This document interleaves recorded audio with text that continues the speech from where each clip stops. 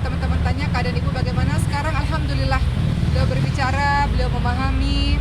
Kalau saya tanya ibu kenapa kemarin terjadi di Mekah, ya, ibu hanya menjawab kecapean, ibu nggak tahu apa-apa. Beliau nggak tahu apa yang terjadi selama 11 hari beliau di ICU. Tapi saya pikir itu bagus lah, beliau nggak perlu tahu banyak hal bagaimana keadaan beliau. Ibu hanya mengatakan ibu kecapean. Tapi alhamdulillah saya selalu mengatakan ibu semangat ya. Memang kemarin sih sempat mengatakan kenapa ya kok nggak bisa gerak, kok nggak bisa jalan. Sempat kadang-kadang ada rasa putus asa, tapi saya katakan ibu nggak apa-apa, pelan-pelan sembuhnya.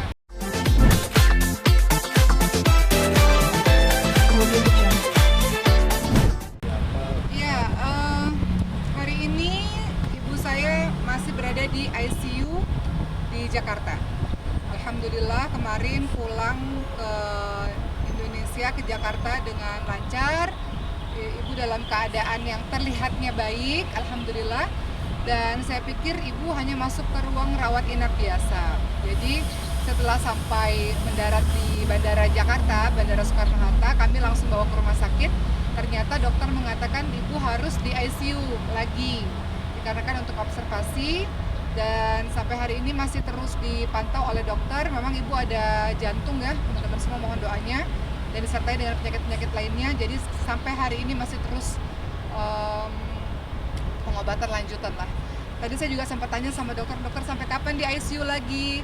Kemudian dokter mengatakan kami belum tahu, tapi ya kalau bisa lebih cepat keluar dari ICU lebih baik. Hanya saja karena ibu ini pasca henti jantung ya, pasca cardiac arrest, gagal jantung. Jadi masih sangat rentan sehingga memang harus terus diawasi 24 jam seperti itu. Tapi yang buat saya lebih tenang tentu keadaan ibu saat ini lebih baik jauh dibanding dengan ketika berada di ICU di kota Mekah. Ketika berada di ICU di kota Mekah, badannya dingin gitu ya, pada hari pertama koma di rumah sakit. Kemudian kulitnya kuning, pucat, nggak kayak kita nih, kulitnya ada warnanya gitu. Tapi semua alhamdulillah sudah terlewat. Yang berada di kota Mekah sudah luar biasa ya, semua kejadian itu masih terekam jelas di kepala saya karena saya ngelihat semuanya setiap detiknya, dari mulai henti jantungnya, dari mulai mereka CPR ya, menekan-nekan dada ibu saya, dari mulai ibu saya dingin, dari mulai ibu saya tidak berwarna, kulitnya kuning gitu ya, pucat, tapi akhirnya berangsur-angsur berwarna kembali kulitnya, sampai sekarang sudah bisa bicara walaupun belum bisa berjalan karena masih sangat lemah, tapi beliau sudah dalam keadaan yang sangat baik. Semua dokter, tidak hanya dokter di Arab, di Mekah, tapi juga dokter di Indonesia mengatakan Masya Allah ini kasus yang sangat langka, beliau bisa bertahan sampai sejauh ini. Maka terus diberikan support untuk ibu, karena kalau kita berikan support, karena yang paling penting bagi orang sakit itu salah satunya adalah semangat hidup ya, semangat untuk sembuh, itu nggak boleh hilang, itu harus diberikan oleh orang-orang sekitar. Maka tadi dokter berpesan sebelum saya datang ke tempat ini untuk syuting tadi, saya sama Richie sama Rian ada di ICU, dan tadi dokter berpesan kepada kami untuk terus memberikan semangat kepada ibu. Jadi kalau teman-teman tanya keadaan ibu bagaimana sekarang, alhamdulillah beliau berbicara, beliau memahami. Kalau saya tanya ibu kenapa kemarin terjadi di Mekah, ya, ibu hanya menjawab kecapean, ibu nggak tahu apa-apa. Beliau nggak tahu apa yang terjadi selama 11 hari beliau di ICU. Tapi saya pikir itu bagus lah, beliau nggak perlu tahu banyak hal bagaimana keadaan beliau. Ibu hanya mengatakan ibu kecapean. Tapi alhamdulillah saya selalu mengatakan ibu semangat ya. Memang kemarin sih sempat mengatakan kenapa ya kok nggak bisa gerak, kok nggak bisa jalan. Sempat kadang-kadang ada rasa putus asa, tapi saya katakan ibu nggak apa-apa, pelan-pelan sembuhnya. Yang jelas harus banyak makannya, harus banyak bergeraknya supaya bisa lebih cepat pulih gitu. Jadi saya pikir untuk orang-orang yang merawat orang sakit ini, termasuk saya, dan saya yakin banyak teman-teman yang merawat ibunya yang sakit atau anaknya yang sakit atau siapapun yang sakit, kita sendiri harus kuat supaya bisa menguatkan orang yang sakit. Kalau kita sendiri lemah, bagaimana kita bisa menguatkan orang-orang yang kita cintai untuk bisa kuat dan bertahan. Oke, kemarin sempat bilang sebetulnya ibu saya punya riwayat penyakit autoimun sejak 17 tahun yang lalu karena mengkonsumsi obat belasan tahun, sehingga ibu ada berbagai macam penyakit komplikasi. Kemudian ketika berangkat haji sebetulnya dalam keadaan stabil. Ketika berangkat haji di kota Mekah memang panas sekali di sana, dan haji itu sesuatu yang tidak mudah ya teman-teman, karena itu kan ibadah fisik yang sangat luar biasa. Banyak juga teman-teman kita yang sudah berumur dan tidak bertahan begitu. Ibu masuk ke rumah sakit di Kota Mekah itu 2 kali. Pertama kali dirawat 5 hari, kemudian berikutnya dirawat di 11 hari di ICU. Cuman yang ingin saya katakan pada teman-teman semua, saya jadi belajar banyak untuk kehidupan saya pribadi, teman-teman.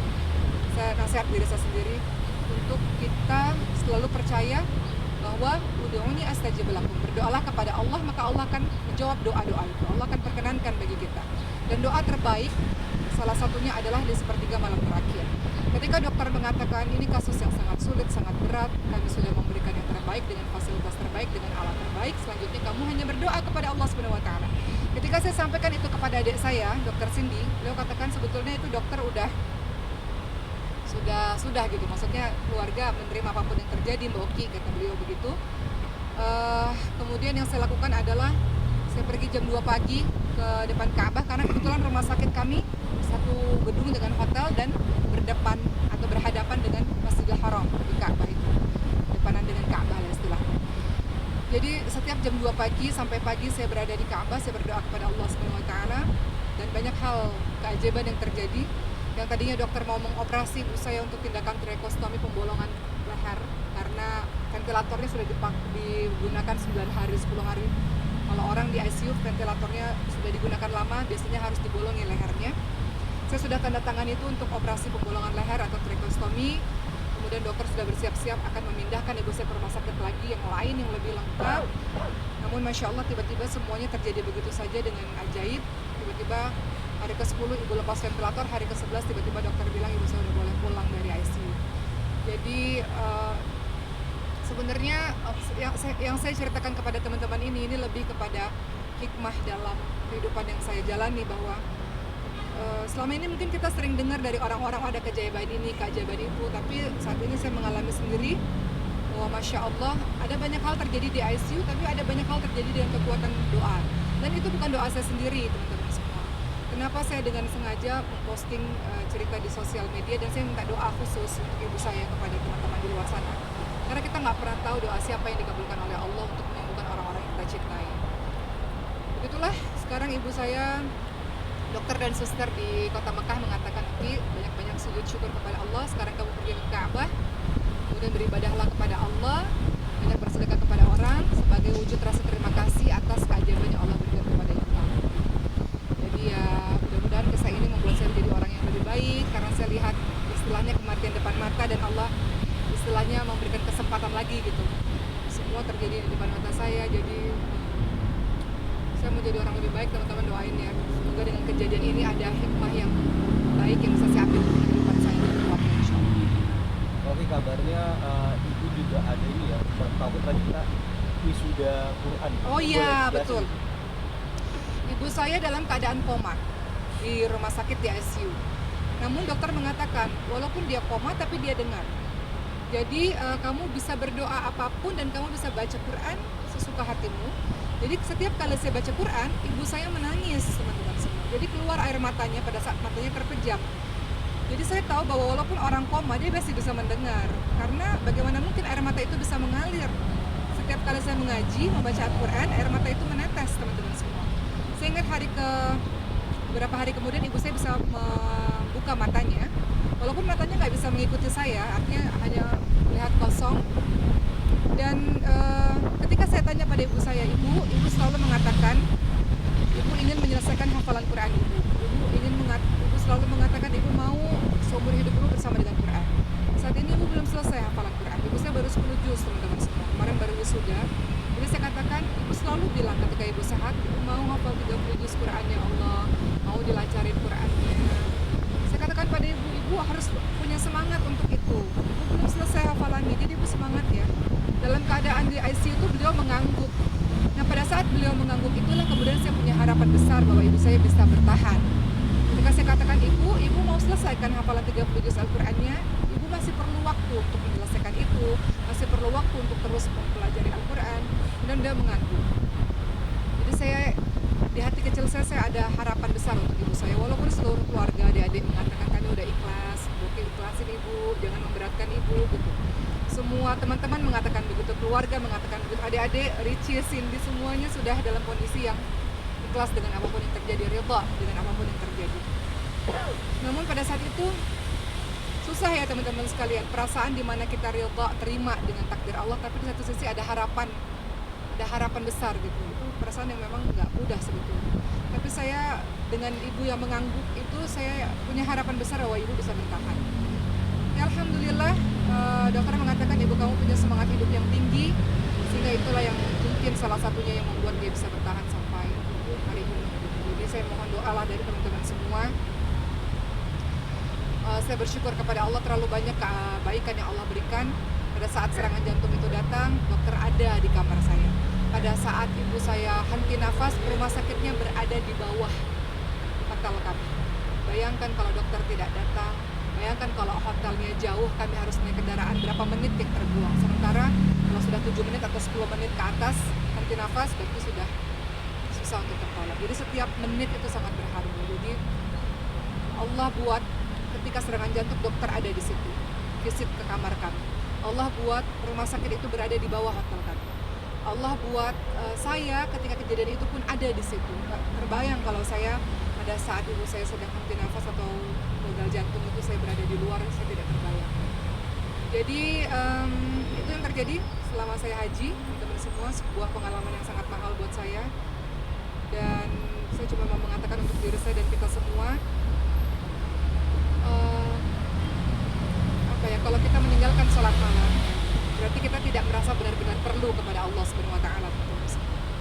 Jadi kalau kita merasa kita perlu kepada Allah, maka jangan pernah tinggalkan sholat malam itu, karena dahsyatnya doa-doa yang Allah kabulkan pada saat sholat malam itu. Jadi saya hanya berdoa kepada Allah, semoga teman-teman yang Allah berikan orang tuanya sakit atau anaknya sakit, orang yang dicintai sakit, jangan berhenti berdoa, jangan berputus asa, selalu ada harapan.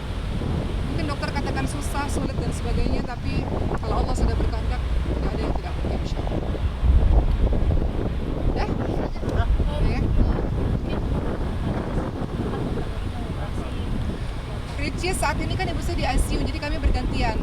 Pagi hari saya menjenguk ibu, karena di ICU kan ada jam besuk. Richie di sore hari, jadi kami bergantian selama di ICU Jakarta ini. Saya ucapkan terima kasih pada Richie karena ya Allah, Masya Allah, Ricis itu orang yang paling suka kalau orang lain bahagia. Jadi ibu saya itu selama sakit kan nggak pernah tersenyum ya teman-teman semua. Saya itu hanya bisa merawat ibu gitu, merawat ibu dan sebagainya. Tapi saya nggak bisa membuat ibu saya itu tertawa riang, terbahak-bahak lah istilahnya, atau tertawa terus.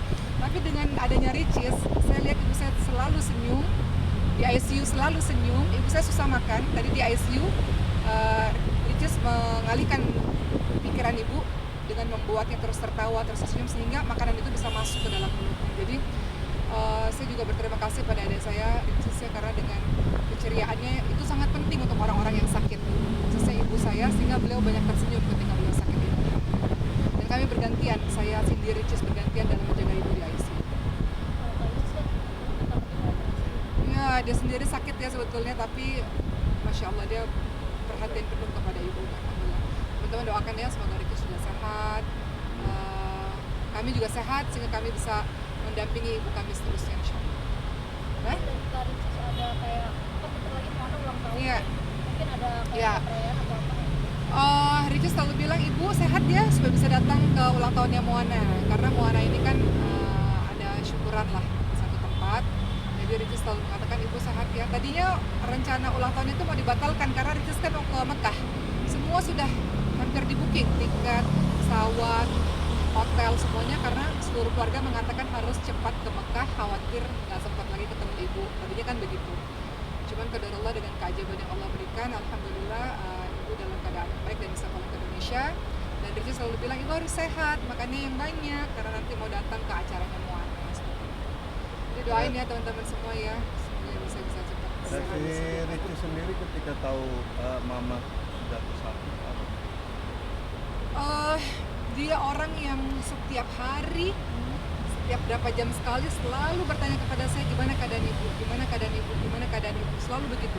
Dan tugas saya adalah selalu mengabarkan keluarga yang ada di Indonesia, khususnya kepada adik-adik saya.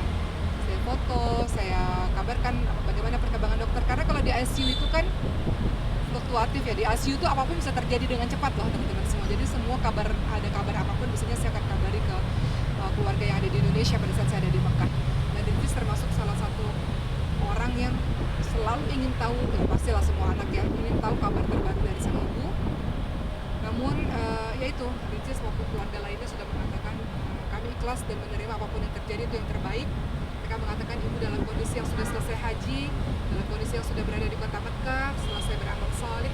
Jadi semuanya sudah dalam tahap yang insya Allah apapun yang terbaik menurut Allah kami terima.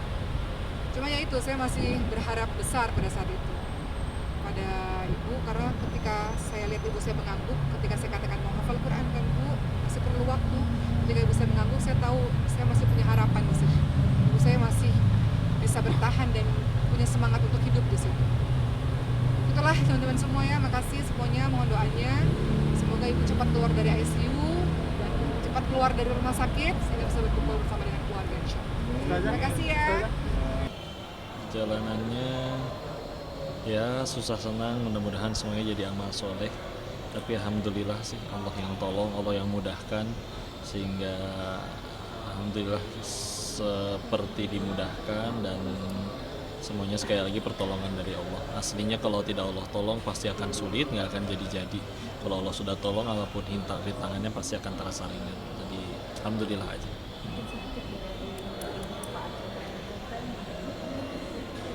Buku ini intinya dengan satu tujuan yang sama sih, dengan tujuan setelah baca ini selain sesuai judul untuk dapat jiwa yang tenang, tapi juga yang paling penting jadi tambah dekat sama Allah.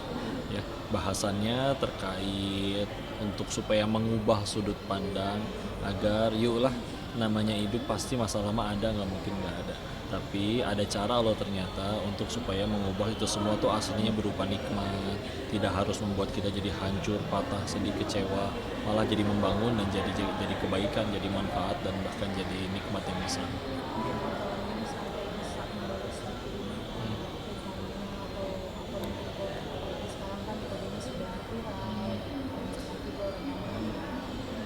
Ya, karena salah satu kuncinya sih tantangannya manajemen waktu aja sih. Harus tetap nyediain waktu untuk belajar, harus nyediain waktu untuk menulis, harus tetap nyediain waktu ada yang untuk berdakwah juga. Yang gimana ngakalinnya pokoknya 24 jam itu mesti cukup. Dengan amanah yang lainnya harus birrul walidain, harus ada waktu untuk keluarga. Jadi semuanya sekali lagi Allah yang mudahin.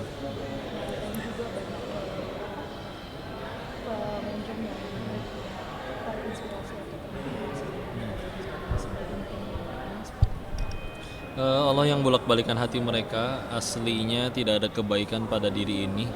Allahnya aja yang menutupi aib-aib diri ini sehingga dibolak-balikan hati mereka jadi manfaat. Dan mudah-mudahan sampai sisa hidupnya nanti mudah-mudahan beneran jadi manfaat, beneran baik betulan. Sisanya minta doa justru sebaliknya ke mereka, mudah-mudahan Allah ridho kepada diri ini.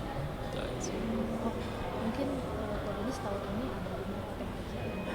Insya Allah nanti September kalau Allah masih kasih umur dan Allah mudahkan, September berangkat ke Tanah Suci insya Allah. Kalau sebelumnya sudah pernah ya? Belum, ini nanti yang September baru pertama kali.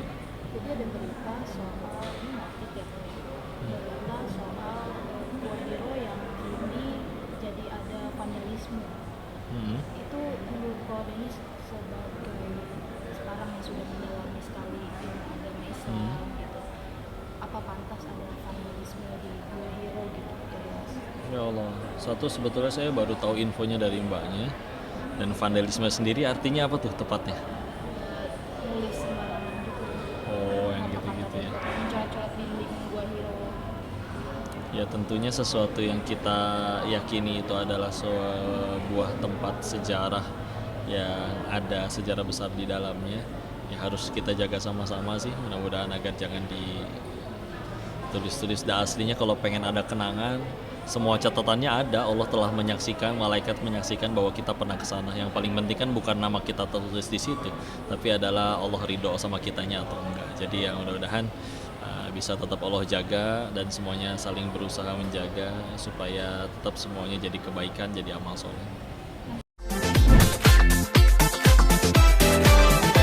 Kemudian